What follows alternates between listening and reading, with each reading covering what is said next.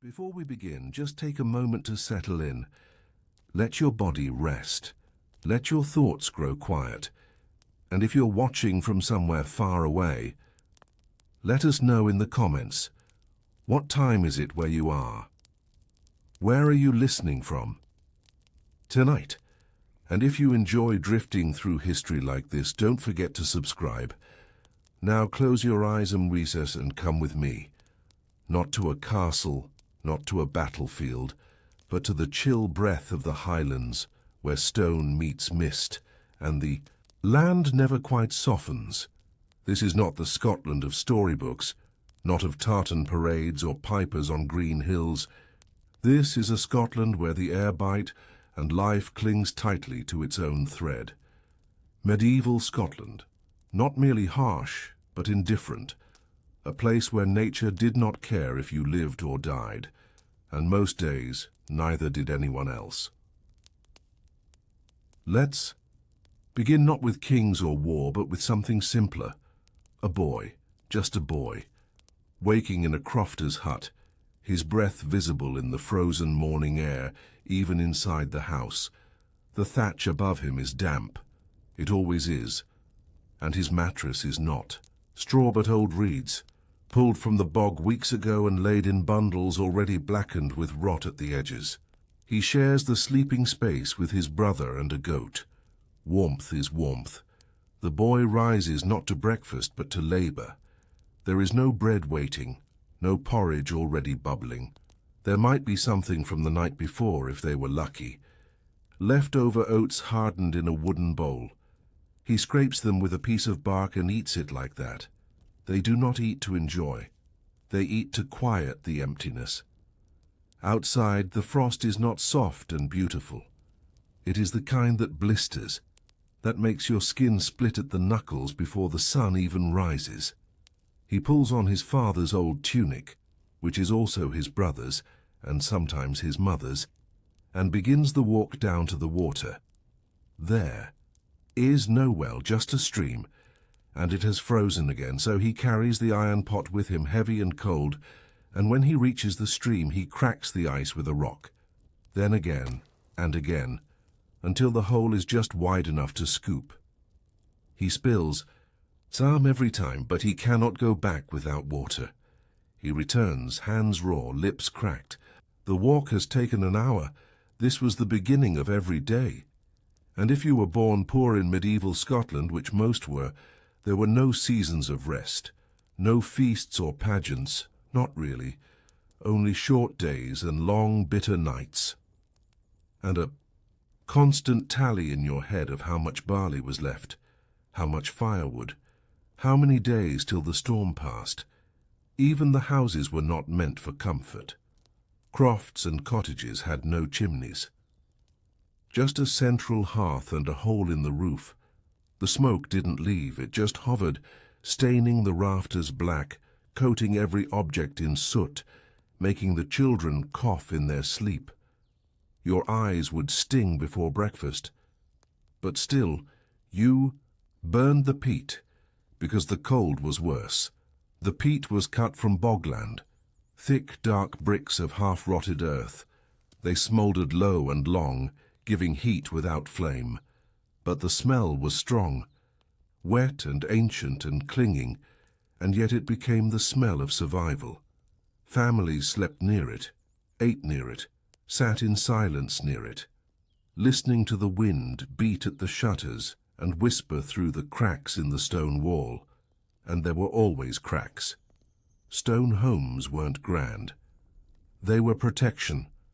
Field stone and turf packed with mud and moss, built by the hands of the same people who lived inside. No insulation, no privacy, no softness. You could hear your mother breathe in her sleep. You could hear mice in the thatch, and sometimes you could hear wolves outside. Not many, but enough. There were nights, especially in the glens, when a scream from the livestock pen would wake the whole house. You'd run barefoot into the blackness, clutching a stick or a rusted blade, and see nothing but hoof prints and a torn neck. And then the long, cold quiet, always the quiet. Medieval Scotland was a land of silences. Heavy ones, pressing ones, not because people had nothing to say, but because saying things out loud didn't change them. Your child was sick, you boiled the herbs. Your roof was leaking, you waited for the wind to shift. Your brother hadn't come home from the woods, you watched the tree line and said nothing. There was no room for panic, no time for despair. Just the endless work of keeping death slightly farther away today than it was yesterday. Even the food was a kind of labor. You grew what you could: barley, oats, kale, turnips, all hardy crops. Things that didn't care if the soil was sour or the rain came late.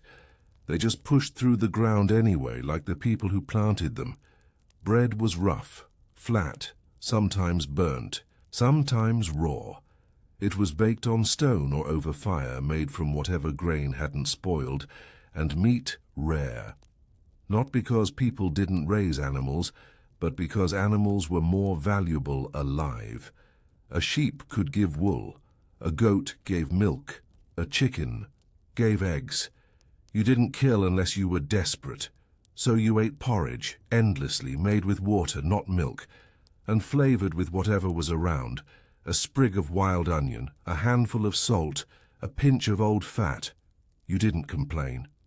Not because you were grateful, but because there was no one to complain to, and the work went on.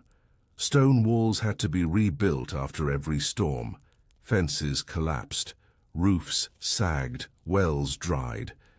And there were no carpenters, no builders, no repairmen. You were all of them, even the children. By the time you were 7, you had blisters on your hands. You knew how to haul water, how to carry peat, how to skin a rabbit, how to keep quiet when the priest came by. Because the priest was power, not just in the church, but in every room he entered. He spoke Latin, he wore robes, he moved differently, and when he told you to kneel, you did, even if your knees were already bleeding from work, because the church kept the records, and if your name was not written down, you didn't exist. There were no seasons of rest.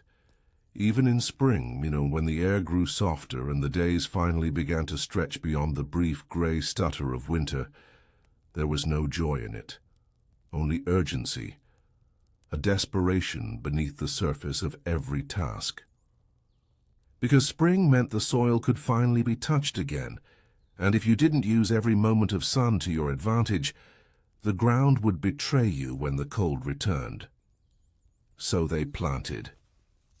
Bare hands in wet earth, the old men with bent backs and silent lips, the children digging with wooden spoons or broken tools, the women hauling buckets to soak dry beds of barley or prepare troughs for cabbage seedlings. It wasn't farming the way we imagine it, not orderly, not peaceful. It was survival in motion. The seeds were sown with hope, but not with trust. Nobody trusted the sky. Too many years had seen a frost return in April, or a week of black rain that drowned the sprouts just as they broke through the soil. You watched the horizon like it was a rival, a trickster, a judge. And even if the crops grew, they weren't yours, not really, because the land was never yours. You lived on it, you bled on it, you died on it, but it belonged to someone else. A laird, a lord, a figure whose name you might never speak, whose face you might never see, but who could raise your rent or take your goats with the swipe of a pen. If the harvest was poor, it was your fault. If it was good, it was his, and so you worked. Harder, you dug deeper, you watched the weeds with hawk eyes and prayed the rust didn't come, that brown fungus that ate barley from the inside out. You prayed the sun stayed, but not too long. You prayed the ground didn't sour or the animals didn't fall ill. And when you went to bed, knees stiff, hands raw, back hot with strain, you didn't dream of ease. You dreamed of enough. Grain to trade for wool, enough wool to trade for salt, enough salt to cure the little meat you had, enough meat to make it through December without losing another child to hunger. Not comfort, just continuity. That was all life was. A chain you gripped with both hands, hoping your fingers didn't slip. But it wasn't just the land that was cruel. It was the rules. Rules that came not from the people, but from above. From men in robes, men in halls, men with parchment and wax seals and silver buckles on their shoes. They made laws about where you could fish, where you could cut wood, how many sheep you could own, what kind of cloth you could wear, even how long you could bake bread on Sunday. And if you broke those laws, even by accident, punishment came swiftly. A missing rabbit. The forest warden might accuse your son of poaching. A dropped coin. It might be seized as a fine for some tax you never heard of. A wrong word at church. A public whipping. A theft of grain. Branding. They branded people in those days, not only criminals but wanderers, vagrants, even those who refused to kneel. A hot iron pressed to the skin, a letter burned into the chest or arm. They permanent mark of disobedience, and people bore them in silence, because to scream was to challenge the system, and no one who challenged the system lived long enough to eat supper. Even death had rules. You couldn't bury someone just anywhere. There were churchyards, consecrated ground, and if your child died unbaptized, you dug the hole yourself. Far from the village, no stones, no prayers, only dirt and a memory, and silence. There was so much silence, but it wasn't peaceful. It was watchful, tense, because in a world where everything could be taken from you at your harvest, your home, your health, your voice, silence was the only thing left that you truly owned. You learned to hold it close. Even in celebration, people didn't shout. A wedding meant ale and dancing, yes, but under it all, the eyes watched the door. The ears listened. For hooves, for a knock, for some sudden decree that might say your gathering was unlawful, that your joy was too loud. So you celebrated quietly, and you grieved the same way. A burial was not weeping and wailing. It was hands in the soil, bread left on the stone, a carved token hidden beneath the roots of a nearby tree, not for the dead, but for the living, who needed to remember without words. And when sickness came, as it often did, it moved like fog, soft, slow, relentless. It might begin with a cough, then two, then blood on a cloth, and no one asked questions. Because there were no answers, you gave the ill your warmth, your food, your own share of the barley, and sometimes they lived. Often they didn't. Doctors were not for people like you. A doctor might visit a village once a season, maybe, and he wouldn't touch you, he would look, ask questions, prescribe a root, a salve, a regimen of boiled moss and fasting, and then he would leave. So you turned to the women, the old ones, the ones who whispered in corners and carried herbs in their sleeves, the ones with black stains on, their fingers from the brewing pots, and eyes that had seen too many funerals. They knew the land in ways no priest ever could. They crushed leaves into poultices, pressed lichen to wounds, set bones with cloth soaked in honey and salt water, and sometimes they healed you, but sometimes they were blamed. A bad harvest, a sick child, a dead animal. People looked to the women, and the word witch did not need proof. Only fear, only hunger, only winter. And that was always coming. Even in summer you could feel it. The warmth never truly relaxed your shoulders, because you knew it wouldn't last. The days grew long, yes, but too long, and the ground would dry, the grass would yellow, and the sheep would thin. Too short, and you wouldn't finish the harvest in time. There was no winning, only balancing, only enduring.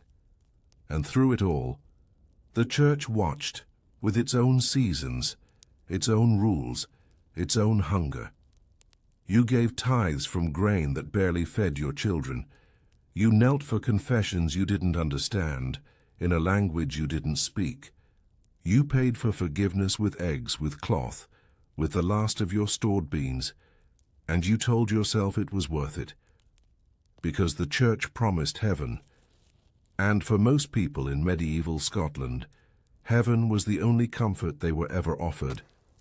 Not love, not ease, not justice, just the hope that after death, after all the cold, all the labor, all the bruises and burns and empty bellies, there might be a place without suffering, and that hope kept people walking, even when their feet bled, even when the path disappeared beneath snow, even when they couldn't remember the sound of their own voice, or the feel of warm hands, or the look of a day that didn't begin and end in struggle. They walked, not to escape, but to continue.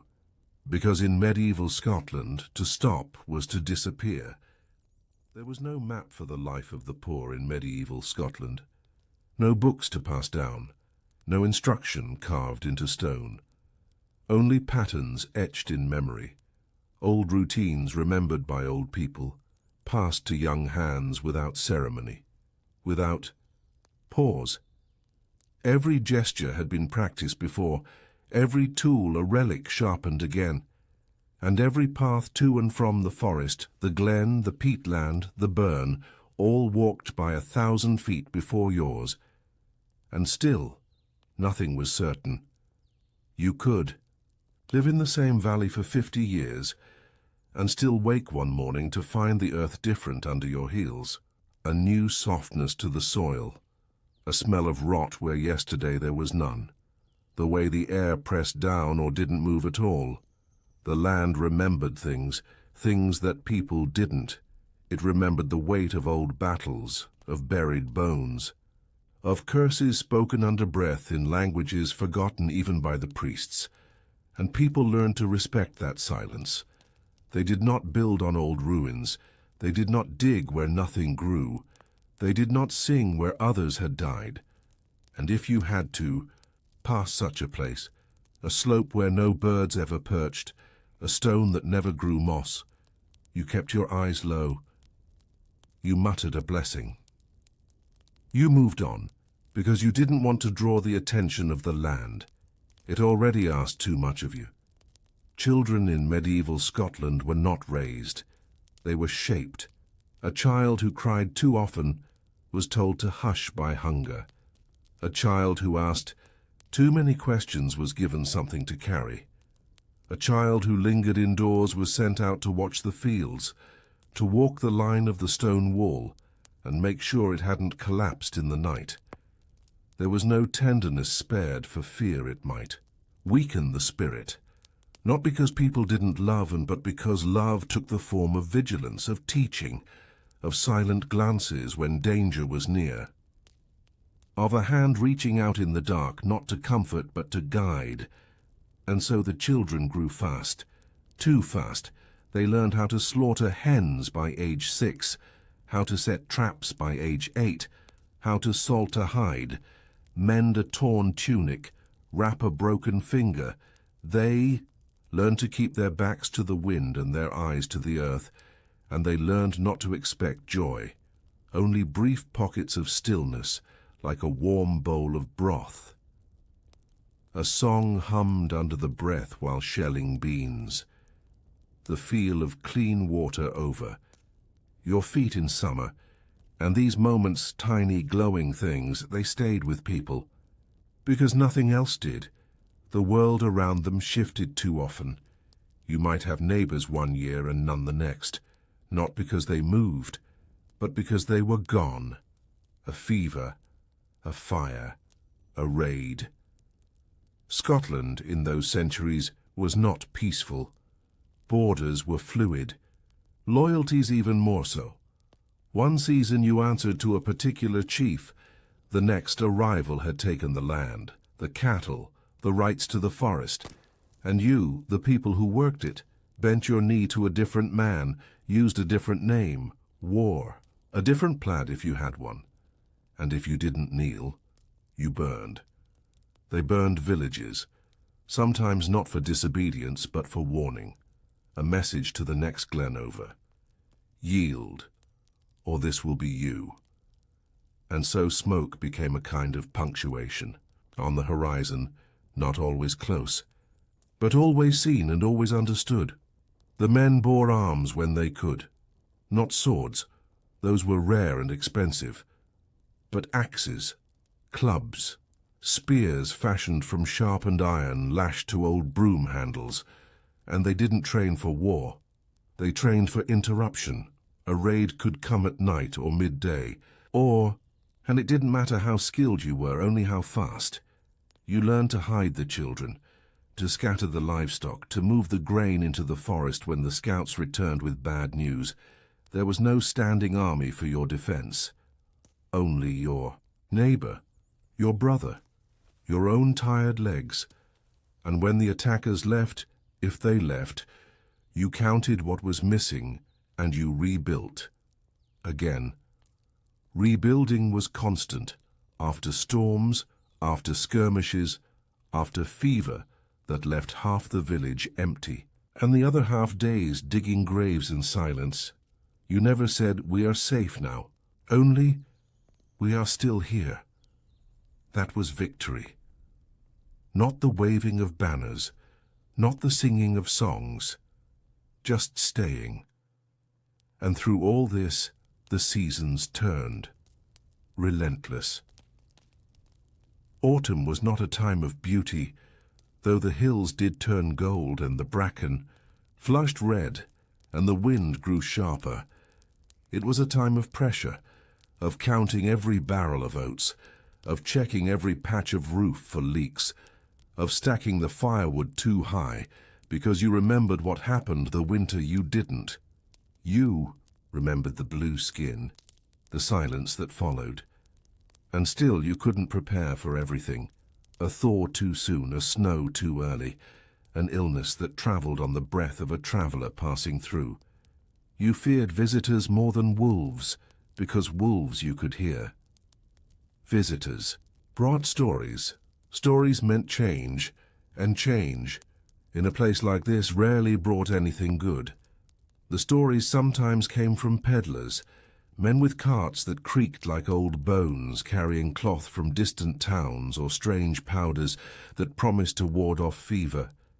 They brought things you'd never seen, sugar sometimes, black salt, iron nails that shone like polished stone, and with them they brought tales, a rebellion brewing in the south, a new tax passed by a king you'd never see, a war across the water, and people would listen, nod, and return to the fields, because the cart would leave, but they would stay always, and they learned to store stories like they stored barley, carefully, and only if useful.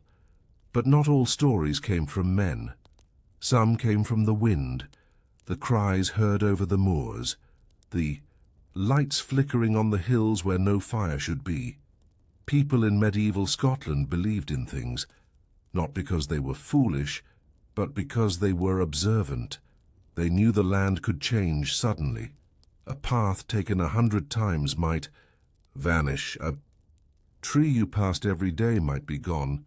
A face glimpsed by the stream might not belong to anyone you knew, and yet you'd seen it before. And so they left offerings, not to gods always, but to the land itself. A coin in the hollow of a tree, braid of grass at the edge of a spring, a carved stone left at a cairn. It was not religion, not in the church's sense. It was respect for what you could not see, and what could take you without reason. Even birth was not a guarantee of belonging. A child born with a mark, a withered limb, a slurred cry, a strange look in the eyes, might be whispered about, watched closely. Some would say such a child was touched, others that it was a changeling, not fully human, and there were rules for that too. Rules no one spoke aloud. But everyone knew. The mother might carry the child to the edge of the forest or the river or the stone circle near the old hill and wait to see if it cried differently there, to see if something came, and no one would speak of it again. This was not cruelty. It was fear, and fear in medieval Scotland was not sudden or sharp. It was constant, gentle like cold that never fully leaves your bones. It crept into every choice. How you spoke, how you prayed, how you buried your dead.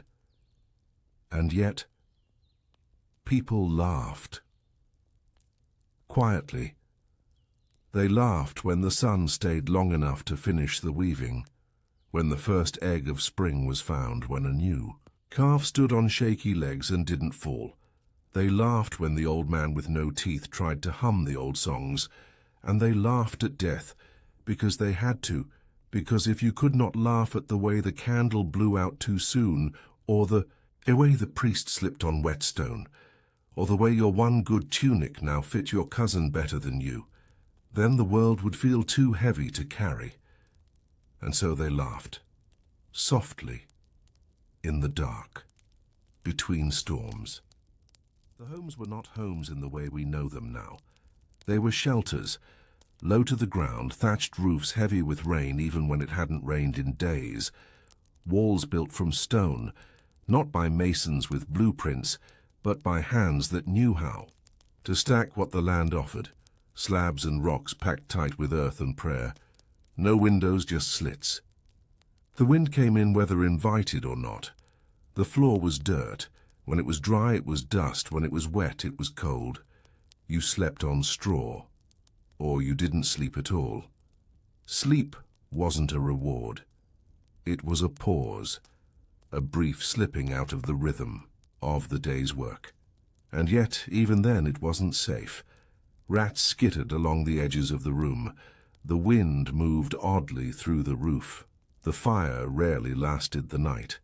And when it did, it breathed smoke through every beam and into every lung. You woke coughing. Always, and not just from the smoke, from the weight of it all. Not just what you had to do, but what you couldn't. The child you couldn't save. The fence you couldn't mend. The hunger you couldn't explain to your youngest, whose belly was swollen not from food, but from the absence of it. Morning meant movement, not reflection. The fire had to be relit, the pail filled, the grain checked, for mold. Every task was a thread holding together a fragile kind of life. And if you forgot a single one, if the fire wasn't fed just right, if the pail cracked, if the door didn't latch properly, it could unravel everything. And so the people moved with care, not slowness, but care. Because nothing could be taken for granted. Not warmth, not health, not the strength in your knees. There were no doctors. There were no pensions. If your knees gave out, you worked kneeling. If your sight faded, you worked by feel. If your teeth fell out, you ate less, chewed slower, and endured the ache. And you didn't speak of it. Pain was private, not sacred, just expected. No one escaped it, but some bore it more visibly. Like the women, their lives were hard in ways that language fails to hold. They worked from before the sun rose until after it set, and then often more. They tended the children, the animals, the fire, the food, the cloth. And when the men left for raids or gatherings or hunts, the women stepped into those roles too. They lifted, they slaughtered, they buried, and when they bled, no one noticed, because the work didn't stop. Childbirth was not an event. It was a gamble. You might die, you might live, and your child might not. Or you both might live, only for the fever to come a week later and take you in your sleep. And yet they kept going, because there was no other choice. Because survival wasn't noble. It wasn't brave, it was simply what was. And so you did. The village was not large. No one's was. A cluster of dwellings, a path, a stream if you were lucky. You knew everyone. You knew who was sick, who had lost a goat, who had taken in their cousin's orphan. You knew who had once been handsome, who still sang the old songs, who limped because of the battle with the MacDonalds, or maybe it was the MacLeods. No one could quite remember anymore. And in knowing each other so completely, people learned to look away, to grant space, to pretend not to hear the weeping, or to see the empty bed, or to notice that someone hadn't eaten in 3 days. Not because they were cruel, but because looking too closely meant facing the truth, that they were you, and you were them, and the pain that hung over them could settle on your shoulders. At any moment, it created a kind of quiet kindness, unspoken. Someone would leave bread, a mended cloak, a chicken, still warm. No notes. No praise, just survival passed like a torch. But not all quiet was gentle. Some carried suspicion. And in the long winters, when there was too little to do and too much hunger, the mind turned dark. Stories grew in the corners. That woman, she talks to birds. That man, he hasn't aged in years. That girl, years. That, she knew the calf would die before it happened, and so suspicion became fear. Fear became accusation, and once a word was spoken, witch, curse, hex, there was no unspooling it. Some were shunned, some were worse. But even before punishment came, the fear itself was enough. It changed the way you looked at the sky, the way you watched your shadow stretch on snow, the way you listened when the wind howled through the trees, because if the land was old, then something else was older. And people didn't speak its name. They whispered yes, but never its name. Church tried to push it out, to name it, to cleanse it, to brand it heresy, but the land didn't care about the church. The land had its own memory, its own gods, its own price, and the people who lived closest to the earth knew it. The crofters, the peat diggers, the shepherds whose only companions were stars and wind and the call of animals in the night. They didn't speak to priests. They spoke to the river. They listened to the stones. They gave offerings at Beltane and Samhain, not because they expected miracles, but because they remembered what happened when you didn't. Not wrath, but neglect. And neglect from the land meant death just as surely as any sword.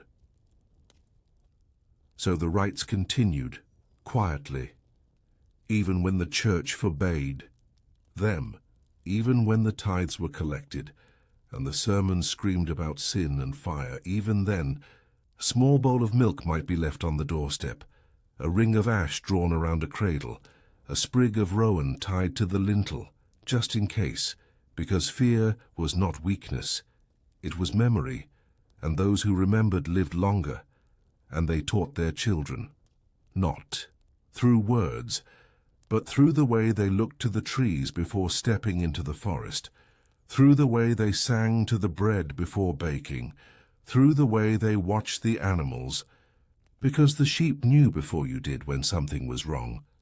And when the sun did rise, pale and brief as it was, people stepped into its light as if for the first time, not with hope exactly, but with endurance, because in medieval Scotland, that was the truest currency.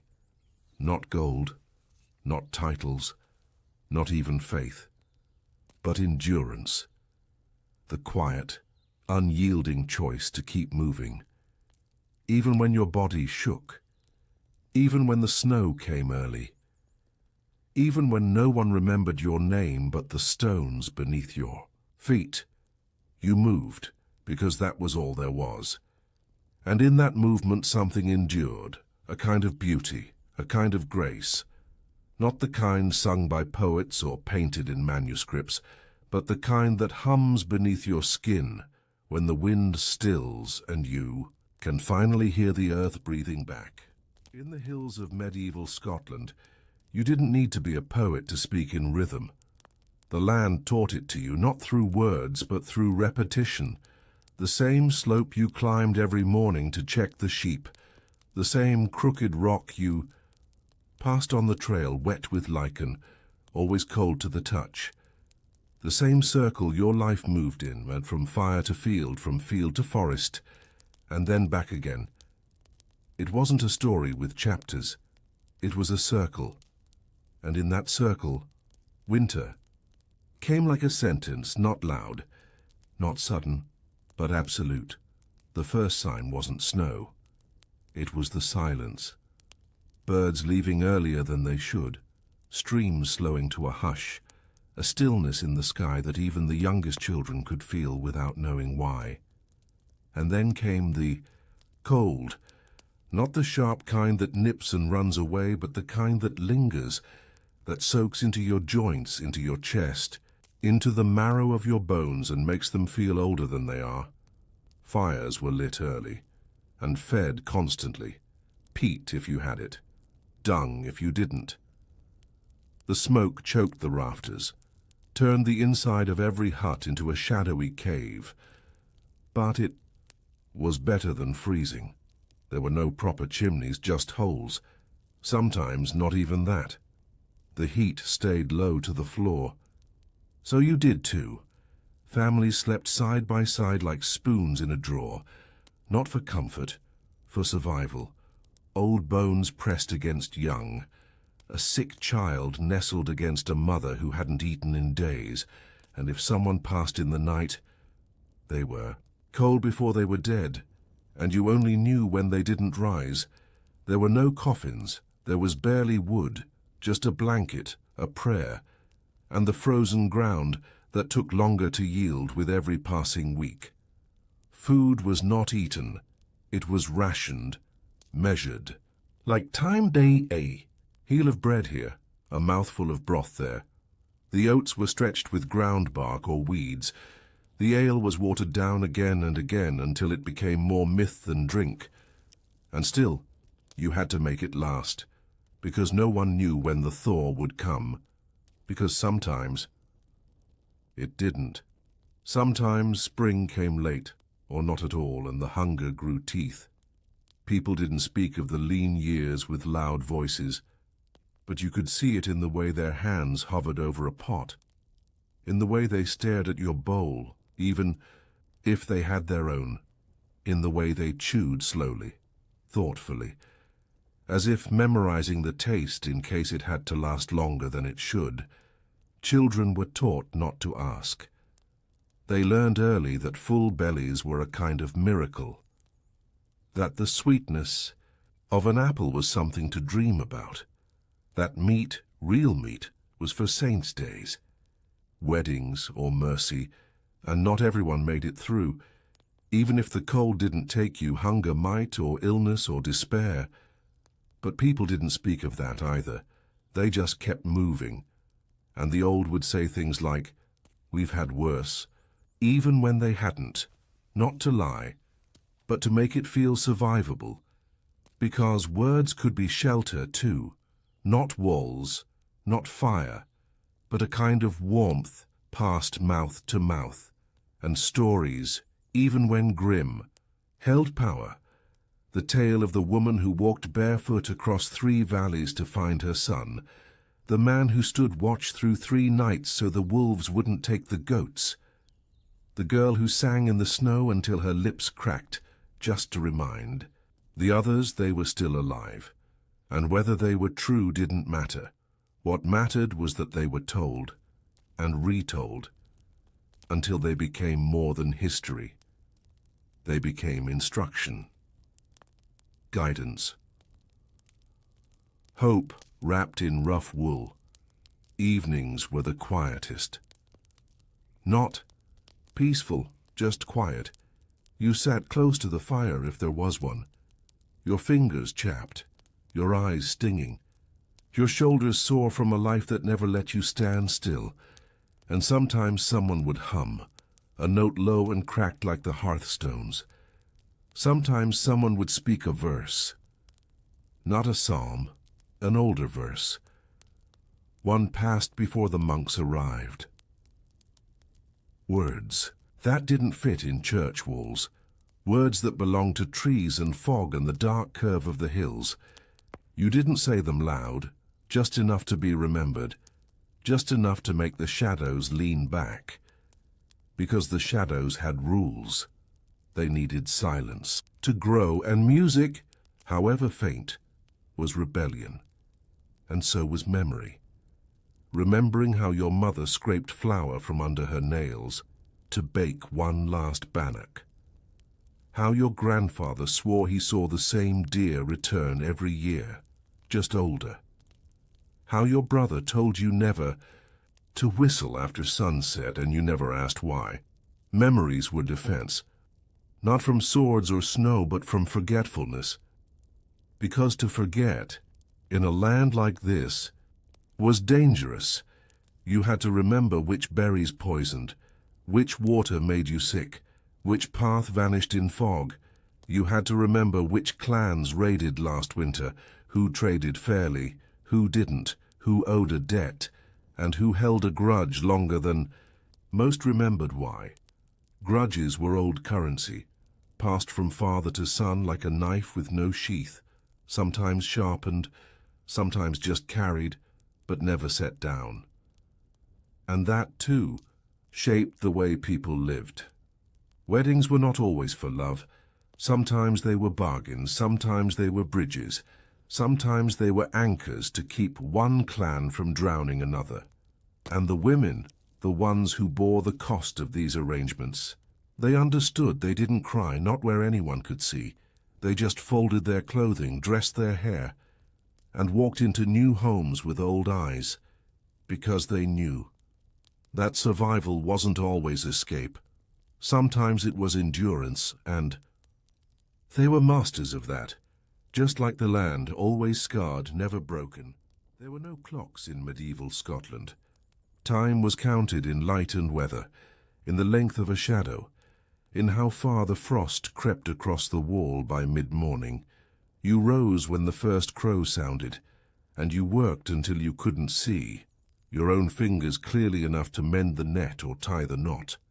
And so the day slipped by, not in hours, but in tasks: fetch water, turn the soil, cut the rushes, feed the fire, wring out the cloth, stack the peat, the same motions, the same weight, over and over, until your hands learned more than your mind ever could. They didn't shake, not because they were strong, but because they had been doing the same work since childhood, and even pain had grown weary of returning. But still, it came. Especially in winter, when fingers cracked from the cold, when joints swelled from the damp, when your back stiffened and groaned before you'd even risen from the straw. Yet no one stopped. Not even the old. Especially not the old. Because in those villages in the folds of glens and beside icy burns, age wasn't retirement. It was memory, it was instruction, and it was warning. The elders didn't speak much, not in stories, not in indulgences. Their voices were weathered down like sea stones, softened by decades of wind and repetition. But when they did speak, people listened, because they remembered the last fire that devoured 3 homes. They remembered the storm that washed out the path to the abbey. They remembered the rider who came with plague on his breath and a letter in his hand. And they remembered who had survived and who hadn't. So they taught without sermons, without books, through gesture, through silence, through knowing glances passed over soup pots and through the way they wrapped wool around their wrists before cutting meat in winter. And that, too, was survival. Not just living, but transferring. What little life had taught you so that someone else might stand a bit longer, even if they never thanked you, even if they never knew. The landscape didn't care if you knew its names. It cared if you respected its moods. The moss on the north side of a tree told you more than a map. The sound of sheep huddled in a cluster meant more than any bell. You learned to read the ground, not from curiosity, but from need. Because roads didn't stay roads, they vanished, turned to rivers or to bog, or were swallowed by the fog that rolled down the highlands like a slow, deliberate blanket. People got lost in it, and if they did, they rarely came back. And if they came back, they never quite looked the same. Eyes too wide, words too slow, as if part of them had stayed behind with whatever they saw or heard or felt. Some said it was fey work, others blamed the hills, but most simply nodded and moved on, because no one liked to speak too long about the fog. It was better not to name things you couldn't explain. The abbey stood on a hill nearby, not grand, but whitewashed and proud, with its small bell and its stiff-robed brothers who walked like silence had weight. They kept the books, they had the ink and the herbs and the Latin, and they said prayers over the land that no one else understood. But the villagers brought offerings. Anyway, eggs, barley, sometimes just wool wrapped in leaves, not for absolution, that was for nobility, for survival. Because when a child grew too warm with fever, or a cow went dry in the middle of calving, you went to the brothers, not because you trusted them, but because you had nothing else, and sometimes the prayers worked, and sometimes they didn't. And either way you thanked them, because not thanking a man with power, even borrowed power, was unwise. And yet, behind closed doors, the people still did what they'd always done, boiled certain roots, hung charms behind the door, lit tallow at dusk, and whispered names that no priest would approve of. Not magic, not heresy, just memory again. Just the knowledge passed down from the women who came before, midwives and old wives, sisters and daughters, who knew how to fold herbs into cloth in just the right way to ease the blood, who knew how to stir a pot until it hissed out pain, who knew how to hum the lullaby that helped a baby survive the first night.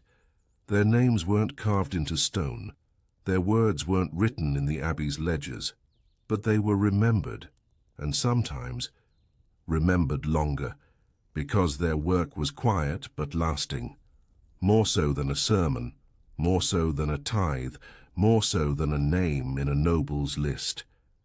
And the nobility, they lived elsewhere, up the road, behind gates, in keeps where the wind did not reach every corner, but they bled just the same, they wept the same, they betrayed each other just the same, and sometimes worse, because their power let them be cruel in ways that never touched a plough. But that part, that comes later. For now, you sit again by the fire, the smoke softer tonight, the pot less full but still warm, and outside the frost is inching across the threshold, and you are thinking about tomorrow, about the sheep, about the path that needs clearing, about the trap you set that hasn't caught anything yet. You do not speak of the hunger, you do not name the ache behind your ribs, you just sit and let the quiet fill the space where comfort should be, and somehow that is enough. Because it must be, and because you do not need the land to love you. You just need it to let you stay one more day. The floor beneath your feet was never quite even. Some parts sagged with age, others warped from damp. You got to know its tilt over time, just as you did the draft that found its way through the thatch each night. It always came from the same corner, soft, steady, indifferent. And in a strange way, its consistency was a comfort. In a world that changed without asking, a familiar chill could feel like home. Medieval Scotland did not believe in softness, not in its stone, not in its sky, not in its rulers, but within its rough edges. People still found rhythms. They made beds out of bracken and straw. They patched clothes with moss-dyed thread. They passed time by listening, to hooves in the distance, to the breathing of cattle, to the quiet hum of their own survival. You learned early what mattered, how to hold a knife without cutting yourself, how to dry peat properly, how to listen to a man's tone, not just his words, and how to keep secrets, the kind that didn't just belong to you, the kind that settled over whole villages like mist. No one spoke openly of the child who never came back from the woods, or the man whose wife suddenly stopped singing. But they remembered, in how they looked at each other, in who they invited in and who they left standing at the gate. Trust was a long-earned thing. It wasn't given. It was observed. Over years. Over storms. Over shared bowls and silent mornings. And when you earned it, it came with no ceremony, just a nod, a place by the fire, maybe a hand on your shoulder when the frost took your father's last breath. The land demanded that closeness. Because you could not outlast it alone. You needed hands to build, to catch, to bury, to hold. Even the most bitter among you learned how to make peace with someone before the sun set. Because no one could predict when the snow would trap you together, or the fever would come for one of yours. The Black Death came and went and came again. It didn't wear a cloak or carry a bell. It didn't knock. It seeped in, quiet and cruel, carried by a rat, a cough, a touch. And there was nothing poetic about it. The body burned with heat, then fell cold. Boils bloomed like cursed fruit, and nothing helped. Not the priest, not the healer, not the tears. You just hoped you'd have enough strength to bury the ones you loved before it took you too. Villages emptied overnight, doors left open, fires burned out. The silence came back heavier than before. But still, some stayed, and from those ashes life folded back into itself. Fields were tilled again, children were born again, songs were hummed again, not because it was easy, but because stopping wasn't an option. Even mourning had a rhythm. 3 days of fasting, a candle in the window, a piece of cloth tied to the lintel. Not tradition, not law, just what people did. So they didn't lose themselves completely. They didn't have portraits or keepsakes. They remembered you by the way you walked, the way you laughed through your nose, the way your hands always smelled faintly of iron or heather. And maybe that was enough, because the past lived everywhere, in the shape of a scar, the bend of a willow, the way someone poured water into a cracked clay cup. You carried your dead forward, not on paper, but in repetition, in not making the same mistake twice, in planting the same seeds your mother did, in avoiding the bend in the road where your brother fell from his horse. And maybe that's what made life so brutal, that you could never truly escape it. It wasn't fast, it wasn't fair, it just was. And it asked everything of you, your fingers, your faith, your future. All to carve out one more day in a place that didn't care if you succeeded. And still, you got up. You wrapped your feet in wool and your waist in leather. You nodded to the sheepdog. You kicked the ice from the trough. You took the same breath your grandmother once did, and walked into the same wind that once burned her cheeks red. Because no one remembered a name forever, but they remembered a kindness, a loaf left on a step, a door opened on a storm night, a blanket placed over old bones before the last breath came, and maybe that was enough. The smallest mercies repeated until they made a life. You could always tell when it was going to rain. It wasn't just the sky, though it did turn to a softer, bruised color, like slate left too long in shadow. No, it was in the way the birds stopped moving. in the way the animals paced, in the heaviness of the air, thick with the scent of grass and dirt stirred up by the wind. In Scotland, the rain was never a surprise. It was a certainty, and when it came, it didn't rush or crash. It crept. It settled into every crack, every roof, every threadbare cloak hung too long by the door. The world turned dim for hours, sometimes for days. The hills disappeared behind sheets of silver mist. The sea turned the color of ash. And you stayed close to the fire, if you had one, but many didn't. There were entire families who'd long since run out of fuel by early spring. Their stores of peat or dried heather burned through in the long winter. They sat together, wrapped in every stitch of cloth they owned, the youngest pressed between the bodies of the old, listening to the rain chew slowly at the edges of the thatch above. There was a rhythm to surviving it, a quiet war, fought with patience. The water came through the roof in places, forming tiny puddles in the corners, and someone, usually a child, would be tasked with emptying the bowls that caught it, one after another, all through the night. Sleep was not restful in rain season. The damp soaked into the straw beds. Mold found the corners first, then the blankets, then your lungs. Cough spread faster than bread crusts, and when someone began to wheeze, the room grew quieter, because you knew what it might mean, and because you had no cure. Herbs helped, sometimes, but mostly they didn't. You'd boil water with dried angelica if you had any, or wild thyme. Lay a cloth over the pot and breathe the steam. If the cough eased, you thanked the saints. If it didn't, you still thanked them, because superstition was better than surrender. Children learned not to complain. They learned to sit still when they were hungry, to keep their hands out of the water barrel, to speak only when spoken to. There was no room for softness, not because it wasn't wanted, but because it couldn't survive.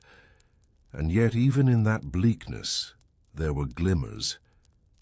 You'd see it in the way a mother whispered lullabies to her infant, even when she had no strength left to lift the child, in the way two brothers shared the same piece of turnip, breaking it carefully along a worn crease in its skin, in the way an old man handed his only dry cloak to a traveler, wordless, with eyes that had already seen too many winters to fear one more. And sometimes, if you looked out across the sodden hills, just as the clouds began to shift, you'd see a break, a line of light thin as thread, stretching out along the crest like a secret, and for a moment you believed you could survive another day. The animals, too, endured the rains in silence. The sheep clumped together, thick with lanolin and instinct. The dogs curled near doorways, not quite inside, not quite out. The hens, those that hadn't fallen ill, perched on high beams, blinking slow in the shadows.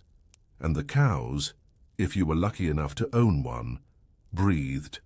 Steam into the cold like saints exhaling prayers. They were more than beasts. They were life. Their milk wasn't just nourishment. It was coin, it was trade, it was salvation in the form of warm bowls and hard cheese, and they were protected fiercely, not just from wolves or wandering thieves, but from envy. Because envy in a small village could turn cold hearts colder, and no one could afford to be disliked when every favor might be your last. So you gave freely when you could. A cup of milk to the widow, a bundle of kindling to the man with no sons, not to be praised, but to be remembered, because one day it might be you who needed remembering. There were no kings here, not really. The laird might pass through once in a season, flanked by men with clean boots and clean hands. They'd nod, make a mark in a book, take a goat or a sack of grain in, tax, promise justice, then ride on. Their power was far away, their laws even farther. And so justice came in other forms. A warning passed at dusk, a fence broken in the night, a silent glance from an elder who remembered more than he said.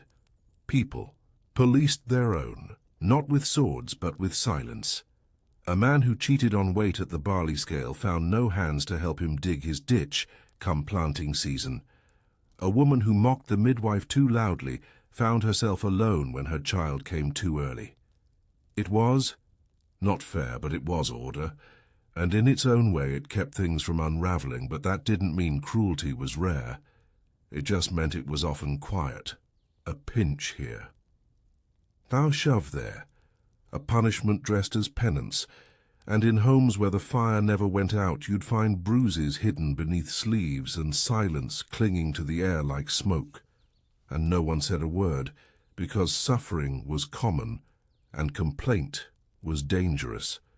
Still, there were moments when even the darkest rooms were lit, like feast days, when the year's only luxury might be a full belly and a clean shirt.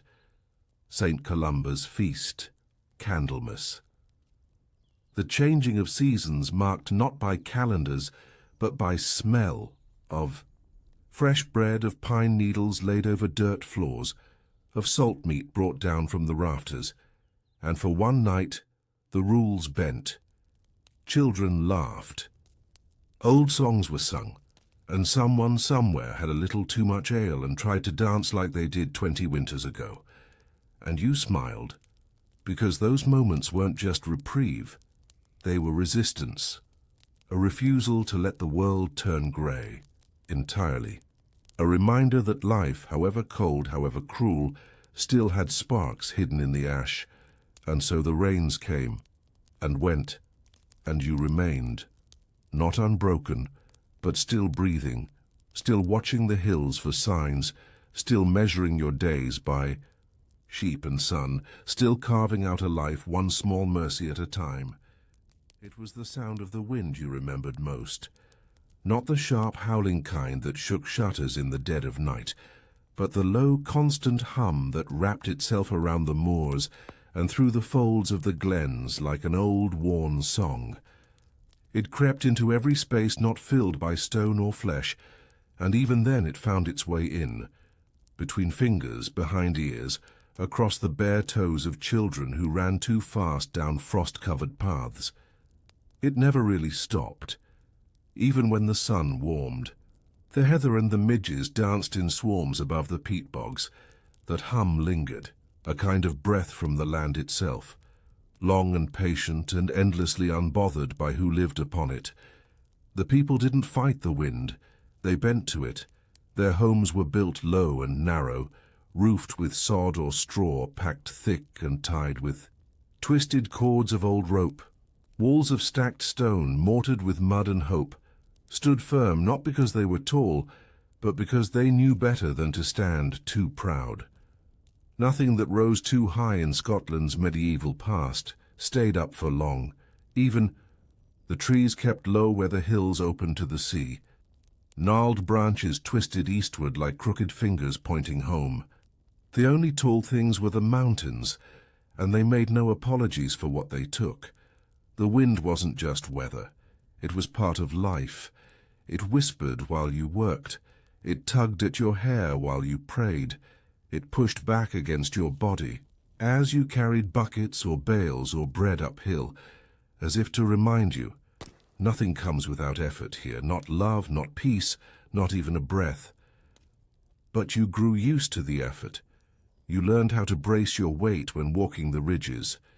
You learned which path stayed dry, which froze early, which flooded quick.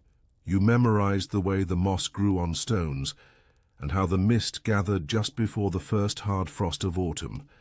There were no luxuries in this, just a quiet accumulation of knowledge that kept you breathing.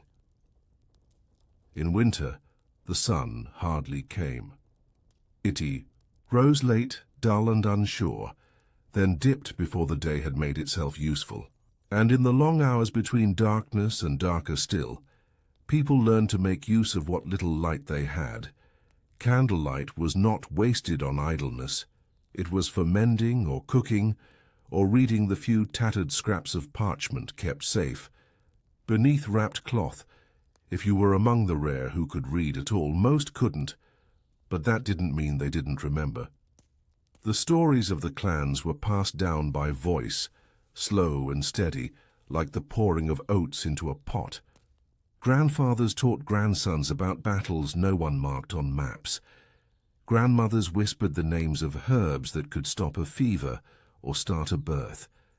And in those moments, the cold was kept away not by heat, but by memory. Memory was fire, in its own way. It warmed the bones, it gave shape to shadows, and it reminded you that someone had stood here before you, bent against this same wind, listening to the same silence.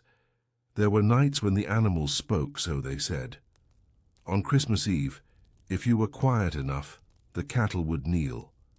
The dogs would whimper prayers. The crows would hold their beaks shut and wait. It wasn't belief so much as tradition. People needed a kind of magic to survive, not the kind that brought riches, but the kind that brought meaning. And so they built it into their days. A spoon placed upright in the oat pot meant luck. A crow flying west meant you'd be cold for days. If the fire smoked backward, someone in the house had lied. Truth or not, it didn't matter. What mattered was that it made the world feel explainable. And in a place like this, that was half the battle. The other half was bread. Hard, dark, heavy bread that sat in the stomach like stone and filled you just enough to keep going. It was made from barley or rye, sometimes with nettles or dandelion roots ground in to stretch the flour farther. Salt was precious, butter was rarer, honey a dream. Children sometimes chewed old strips of leather just to quiet the pangs, but if you had a bit of stew, thick with turnip or onion or a bone boiled thrice, you were rich that day. You gave thanks. In your way, a nod, a soft word, a glance toward the ceiling where the old god still sometimes lingered in the beams. And then you went back to work. There was always more to do. There were fences to mend. There were traps to set. There was always someone to bury. Funerals were quiet affairs. The church, if nearby, offered a grave. If not, the body was wrapped in cloth and laid under stones, in the place their feet had known best. Sometimes a bit of bread was left, sometimes a coin, sometimes just silence, because the dead didn't need much. But the living, oh, the living needed reminders. They carved crosses into wood. They pressed small marks into the lintels of doors. They sang songs in the smoke of the hearth, soft and out of tune. And in that they survived. Because survival in medieval Scotland wasn't just about meat and fire and shelter. It was about connection.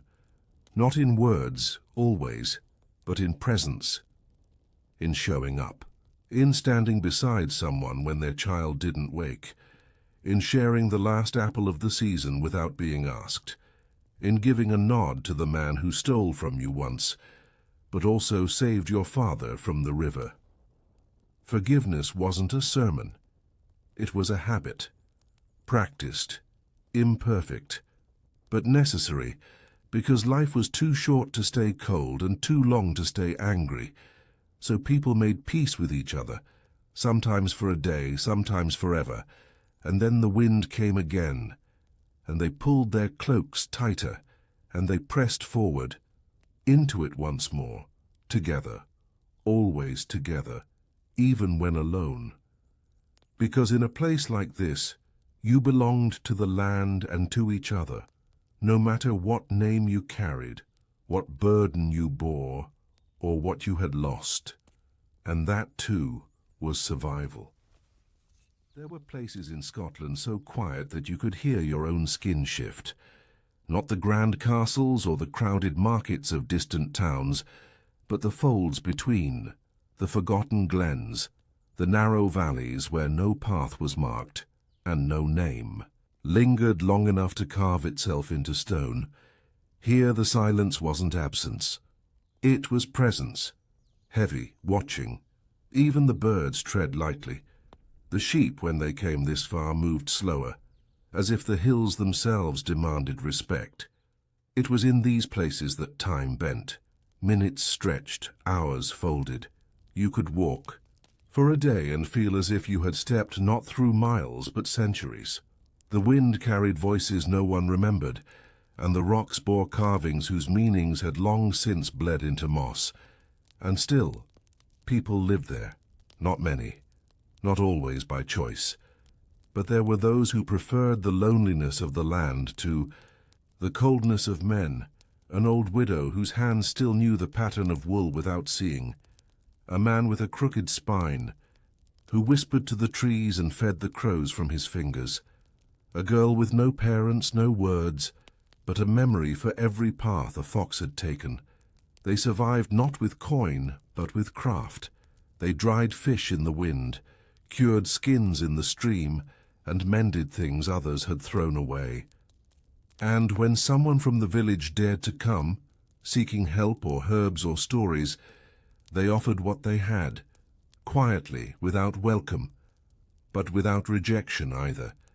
And they were spoken of only in whispers, because in Scotland's medieval past, isolation was often confused with power.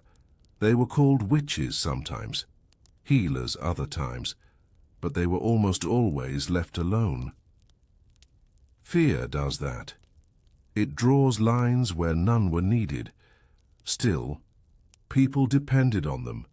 When the midwife's pot broke and no one else had the clay, when the wind shifted strange and the cattle coughed blood, when the fever took the youngest and the priest had no answer, and so a balance was kept, not peace, but a rhythm.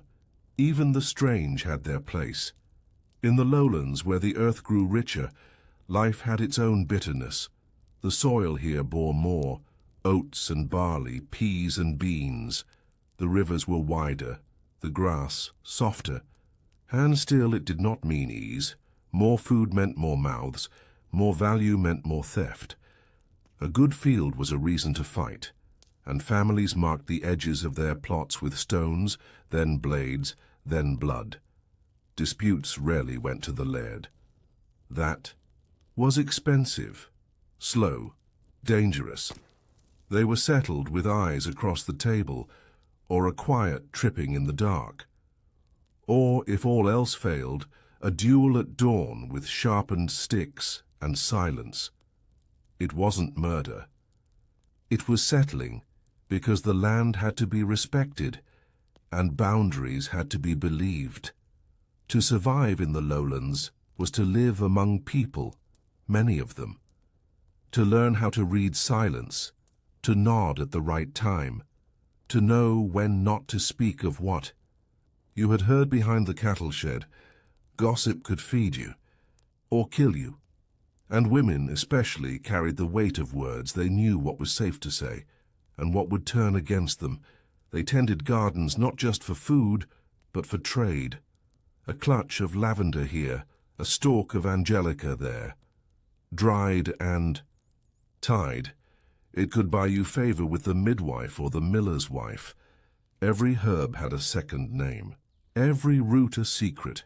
They wore their knowledge beneath their aprons, passed down, never written, a whisper in the smoke of the evening fire, and they bore children without screaming, because silence in birth was praised. They bled and buried and baked and still smiled when it rained, because it always rained, and rain at least meant the barley would grow. In the far north, near the sea, the wind turned saltier. It carried gulls instead of crows. The nights were louder, with waves that crashed like iron and screamed like widows. But the people here knew the rhythm of the tides better than they knew their own breath. They timed their work to the moon. They knew which rocks ate ships and which bays forgave mistakes. Fishing was lifeblood, not just for food, but for fuel. Trade, bone tools, and oil. Boys were sent to sea before they were tall enough to lift a net. Men returned sunburned, scarred, silent, if they returned at all. The ocean was cruel, but it was consistent. It didn't lie. You respected it, or it swallowed you. And so the coastal folk lived with a strange peace. Not safety, not comfort, but acceptance. They wove their nets with knots that held both fish and prayers. They carved driftwood into spoons, flutes, and coffins.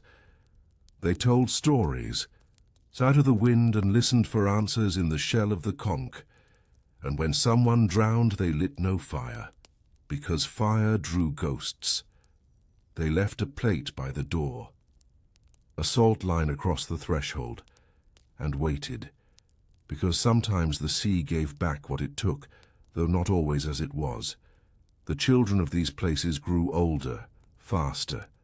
They knew how to stitch wounds before they could read. They knew which mushrooms killed, which mushrooms lied, which mushrooms made your dreams float out of your head and into the hands of the old gods. They were not soft, but they were kind, in their own ways. A kindness that wrapped a fish in cloth and left it by a door, that patched a hole in someone else's roof without speaking of it, that stood between a drunk man's shout and a woman's shaking hands. They had seen enough to know that life did not forgive easily, and so they tried to. And in the dark, when the wind slipped through the cracks again, when the cows shivered and the dog barked once then fell silent, they sat by the fire counting cracks in the ceiling and thanked whatever stars they could see that the roof had held one more day. Because that's all survival was, one more day. And they took it, gratefully, no ceremony, no speech, just a breath. And then another, until the fire dimmed and the wind sang them to sleep. If you were lucky enough to live long in medieval Scotland, the weight of time didn't feel like something you carried. It felt like something that lived with you, in your joints, in the folds of your clothes, in the grooved wooden spoons, worn smooth from years of stirring the same pot in the same hearth day after slow day. The bones in your hands would curve around tools the way a vine curls around an old wall, not from design, but from repetition. Old age didn't mean ease. It meant endurance.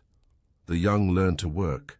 The old learned to teach quietly, not with sermons, but with glances, the way your grandfather's hands shifted slightly before a storm.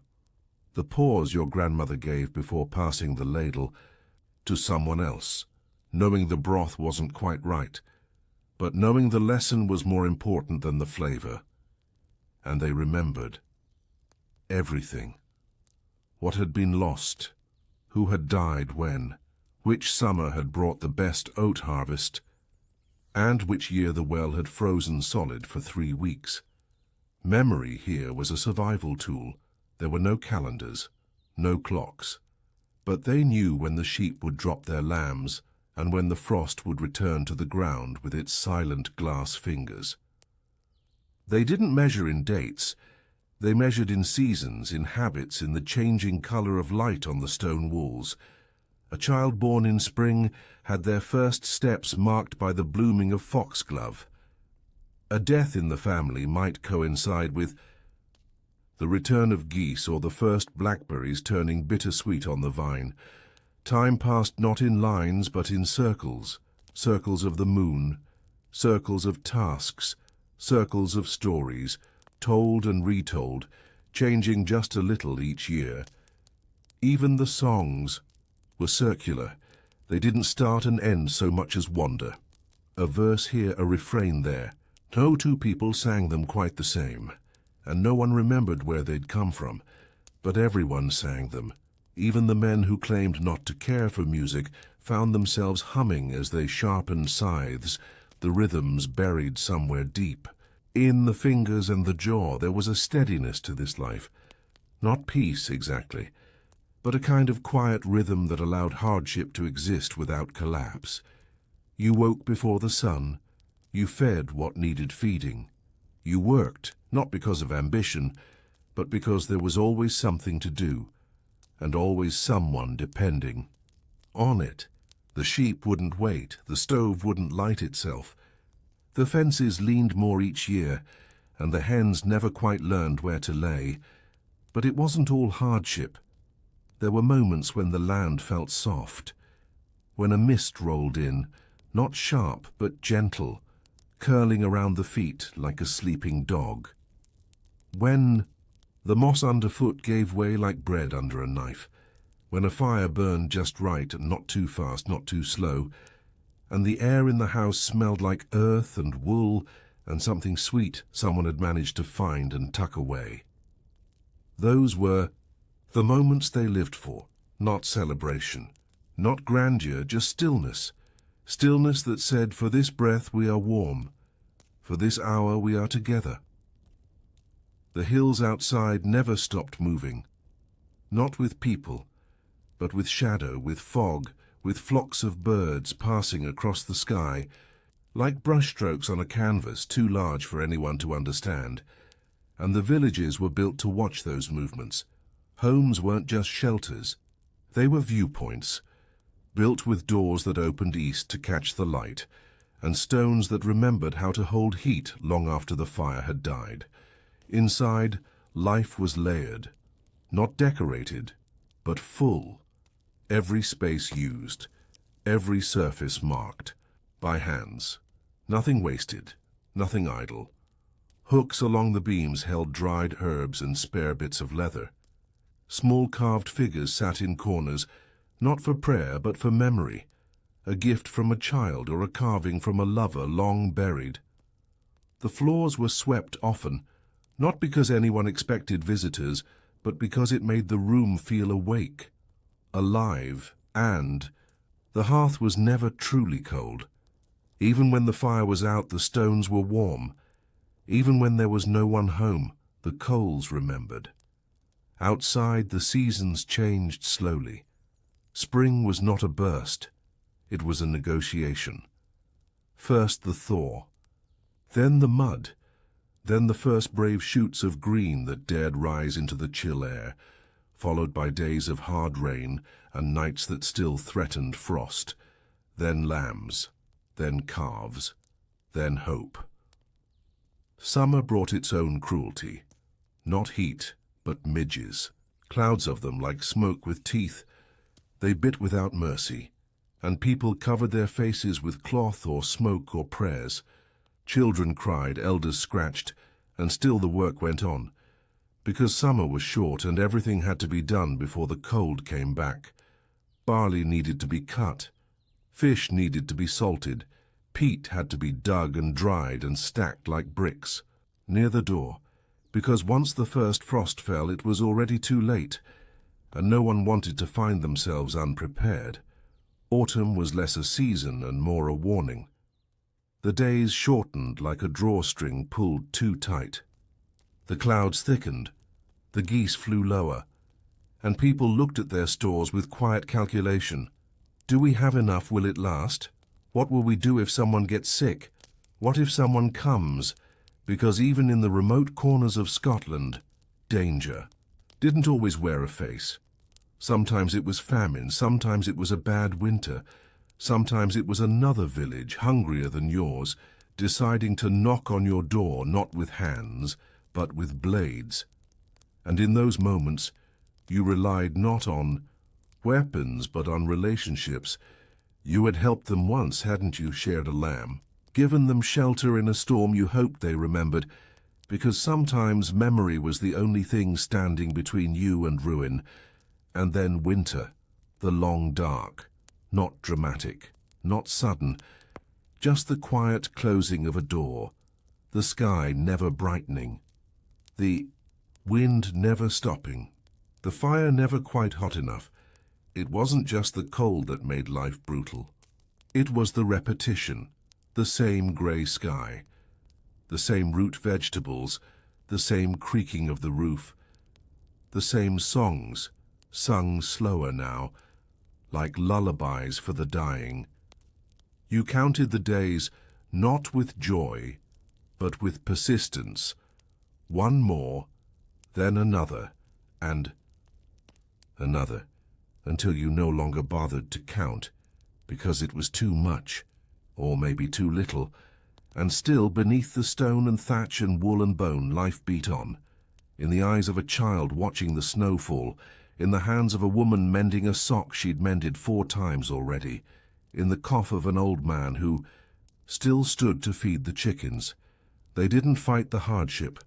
They folded it into their lives like thread through a needle, not to fix, but to continue. And that was enough. That was everything. There is a kind of quiet in winter that even death respects. Not the silence of nothing, but the soft hush of too much, of snow muffling every crack in the wood, every sigh in the straw, every distant howl that never reaches the hearth.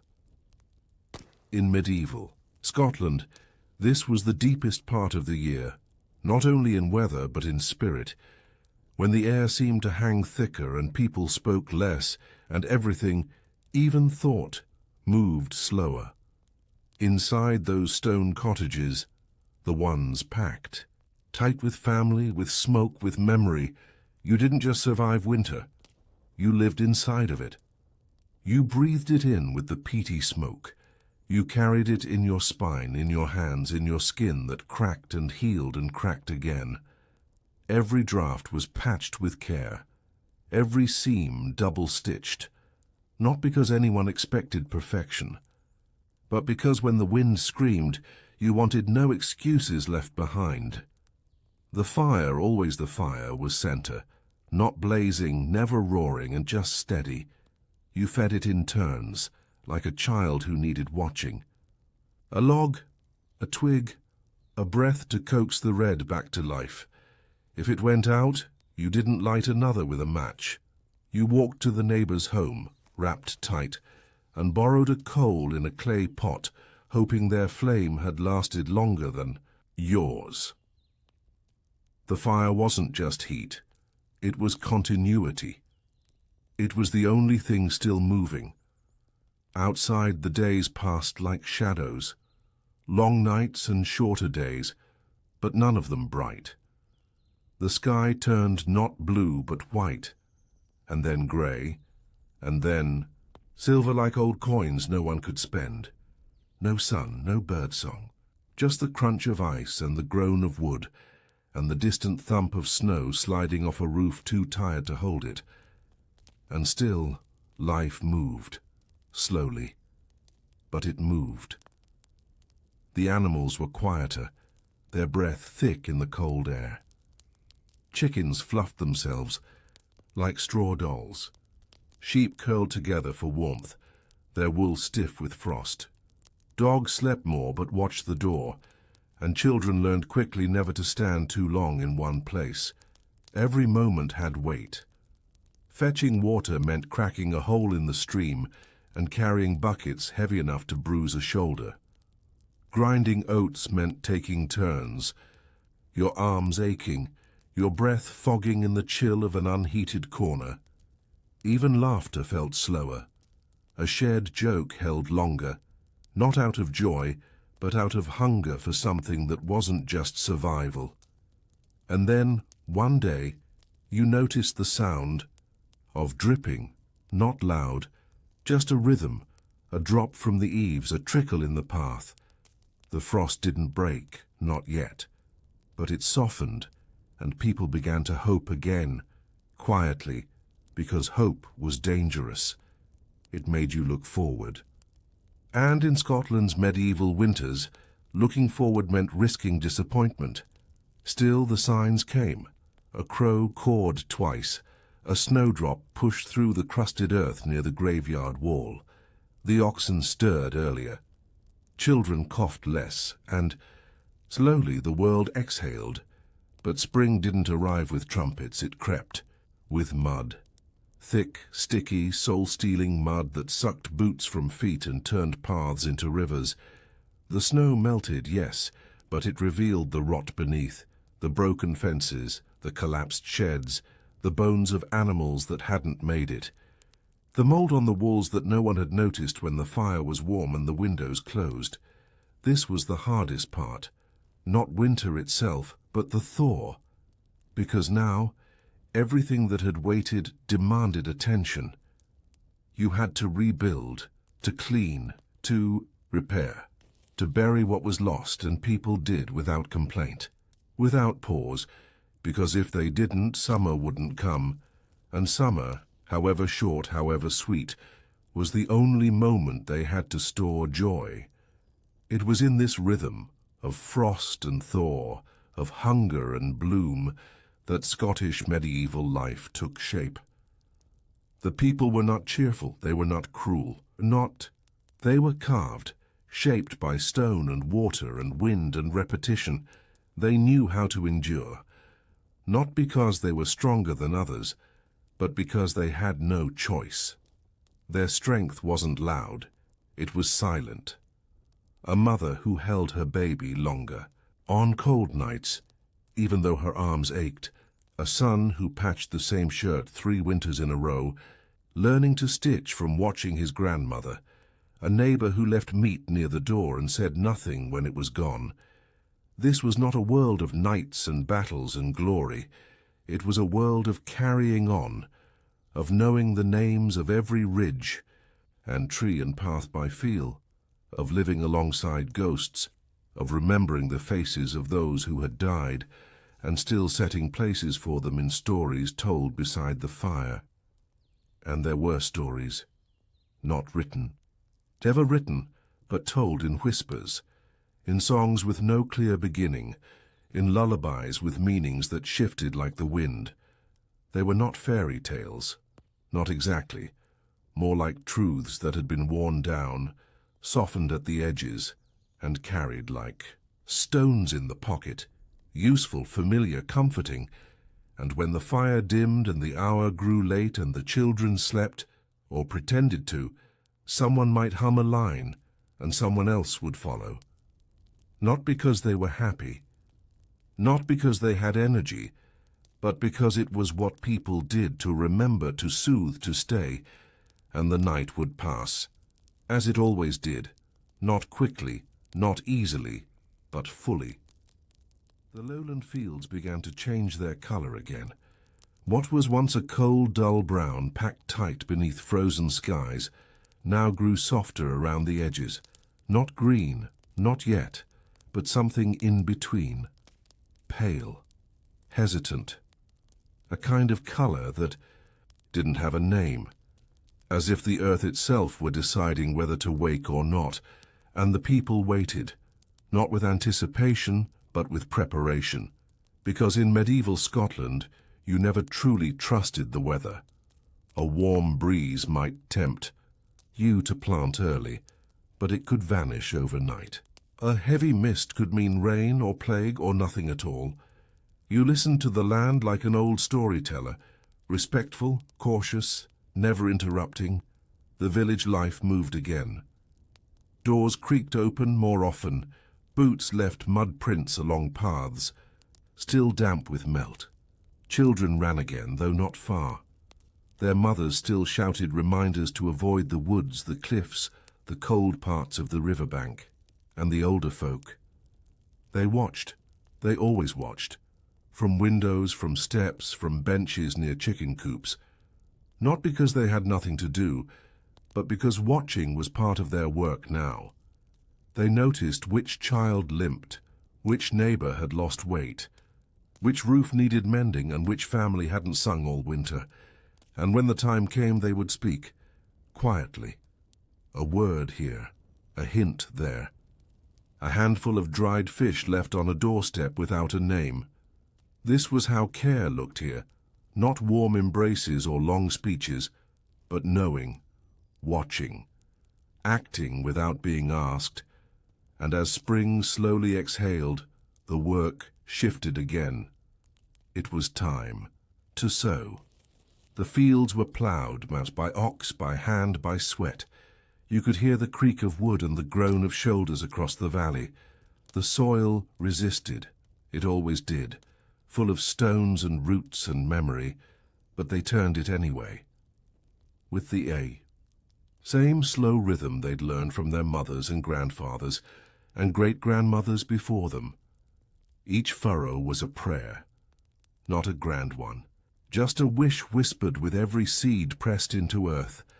Let this one grow, let this one feed us, let this one make it through. They didn't need miracles, just a little less wind, just a little more rain. And so they waited and hoped. And in the waiting, they continued to live. Food was still scarce but no longer desperate. Soup pots stretched longer, baskets filled faster. Fish returned to the shallows, and herbs, sweet, stubborn herbs, poked their heads through stones and cracks like secret smiles from the land. People laughed more, though softly, not loudly, not carelessly, but with ease, laughter that came from the chest instead of the teeth, the kind of laughter you didn't notice until after it left you, and the houses breathed again too. Wool blankets came down from windows, chickens wandered further. Doors were left open during daylight hours, just a crack, enough to let in a scent of air not filled with smoke. And still the past hung there, in every rhythm, every task. Because in Scotland, the past wasn't something you looked back on. It lived beside you, in the worn stones of the hearth, in the wooden bowl passed from hand to hand, in the lullabies, but also in the silences, and those silences mattered. They held space for the dead, for the not yet born, for the things you didn't speak about unless the wind was right and the fire high and the night deep enough to hide you. Because some stories hurt, stories of the winter of sickness, of the child who didn't wake, of the spring where no lambs came, of the raids, the fires, the betrayals. They weren't secrets, but they weren't performances either. They lived inside people like splinters, not fatal, but always there. You learned to live around them, to cook and clean and carry and mend and sing, all while carrying the knowledge that life was not fair, not safe, not guaranteed. And still they carried it because someone had to, because someone always had. There were still markets, even in the quietest villages, not big ones. Just gatherings, a few stalls, a goat tied to a tree. Wool traded for salt, milk traded for eggs. But mostly it was talk. News from farther north. A cousin married. A son returned. A priest disappeared. You didn't know what was true, but the telling mattered more than the knowing. The telling meant you weren't alone. And then summer, short and thick and alive. The grass never sat still. The air buzzed with insects and gossip, and the click of tools against wood. Every hand had something to hold. A basket, a rope, a knife, a child. Every day was long, and every night too short to rest, because everything had to be gathered, built, smoked, packed, brewed, dried, mended, sheared, and stored. Summer was not a vacation. It was a sprint, a frantic, beautiful, aching sprint toward survival, and no one ran it alone. Even the elders worked, maybe not in the fields, but in the shadows, cutting herbs, stirring pots, telling stories to keep children still while their parents worked till sundown. They were the thread, invisible, but binding everything. And as the hills ripened with heather and the streams shimmered under longer days, you might believe just for a moment that life wasn't brutal, that it was beautiful. And it was. It was both. Always. Brutality and beauty were neighbors here, not enemies. They ate from the same bowl. They sat beside you at the fire.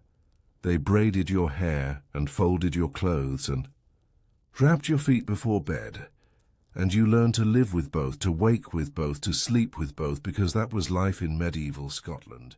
By the 14th rhythm of the winter turning, the people in the glens did not need to count seasons to know hardship. They wore it in their fingers, in the slope of their shoulders, in the slow, careful way they bent down to check a chicken's foot or lift a child from the floor. This was not fatigue. This was familiarity. You did not ask why the door creaked or the roof leaked or the bread never quite rose the way you hoped. You accepted that some things in life always leaned a little wrong, that the best you could do was brace them, patch them, and live inside the tilt. It was here, in this daily lopsidedness, that the spirit of medieval Scotland pressed its thumbprint into the soul. Not every hilltop had a castle, not every valley a war. Most lives were lived far from history's spotlight, in small huts of peat and stone, down roads that washed away with each rain. But even there, far from the pages of the great chroniclers, people suffered beautifully, quietly. The wind came in low, sliding beneath wool and between teeth.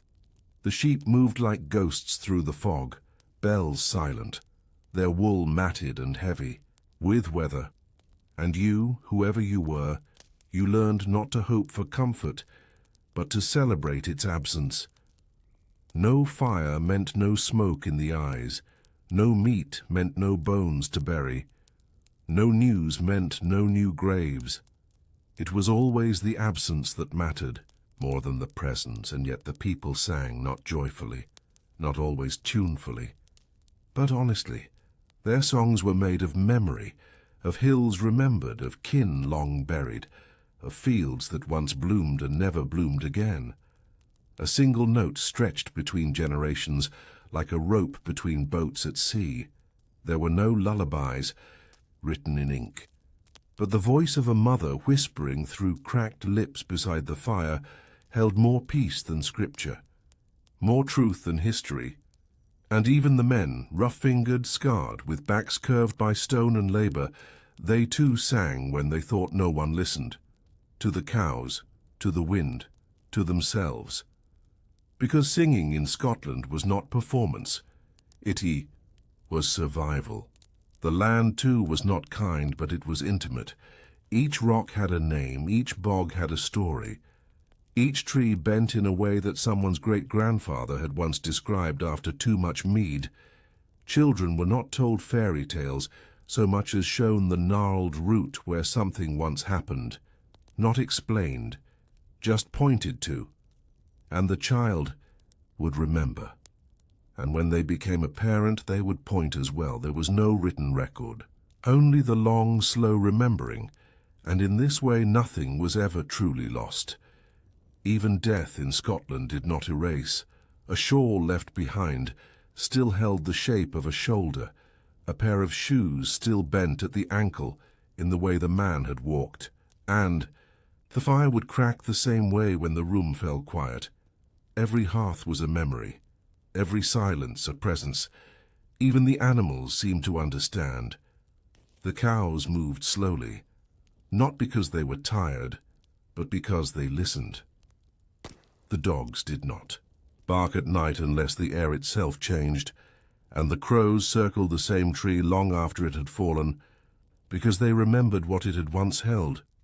Memory was everywhere, but it was not always a comfort.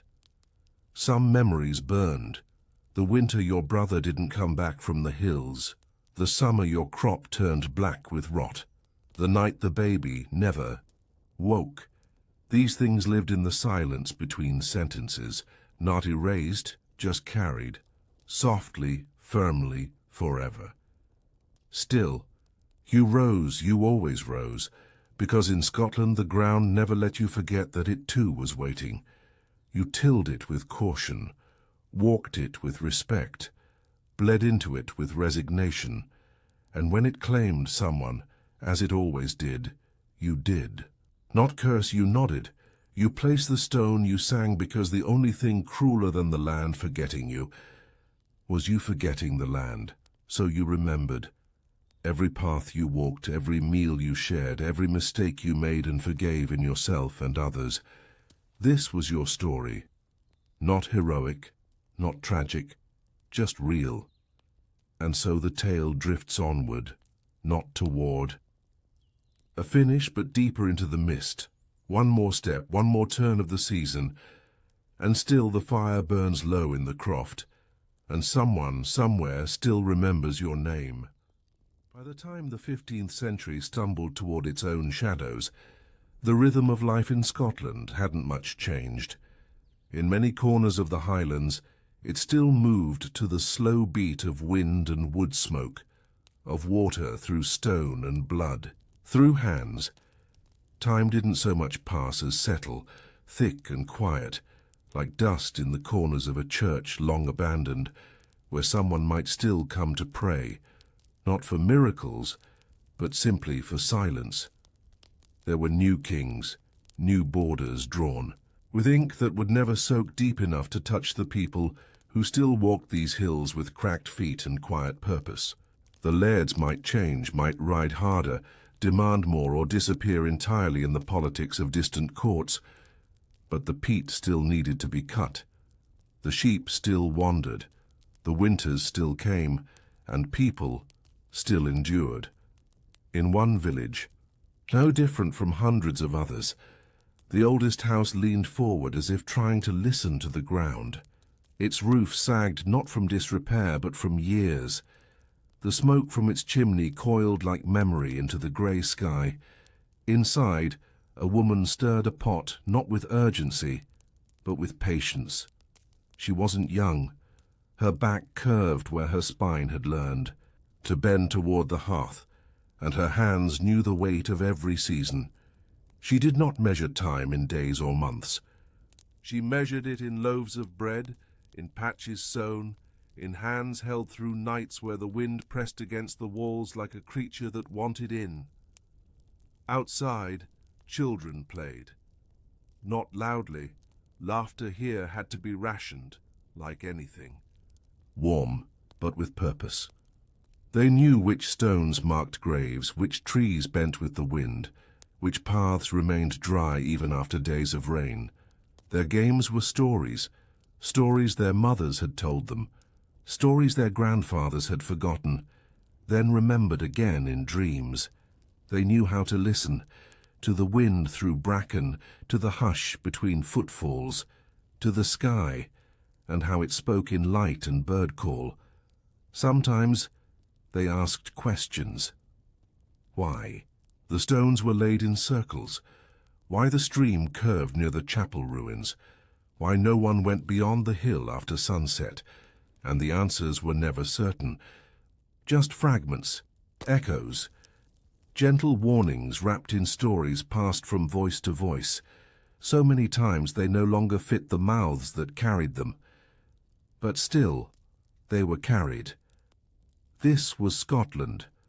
Not the Scotland of banners and castles and battles, etched in parchment, but the Scotland of bones and rain and memory, where the cruelest part of life wasn't just the hunger or the frost or the war.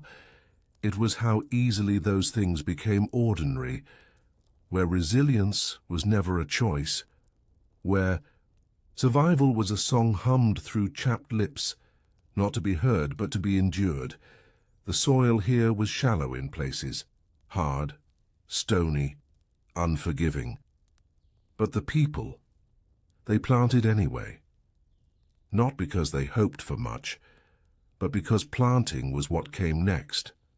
And so the final fires of winter burned low.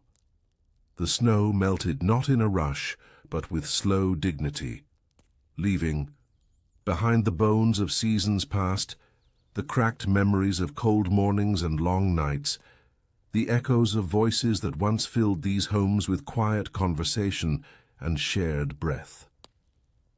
A boy walked the path from the stream, a bucket in each hand. The water sloshed softly, and he didn't mind the cold. He didn't look ahead or behind. He simply moved step after muddy step, his eyes low, his mind quiet. He would grow old, and his grandchildren would walk this path too, and the village would stay. Not the same. Never the same, but still here, still watching the sky, still waiting for spring, still whispering its own name in the hush between seasons, not asking for glory, just asking for time.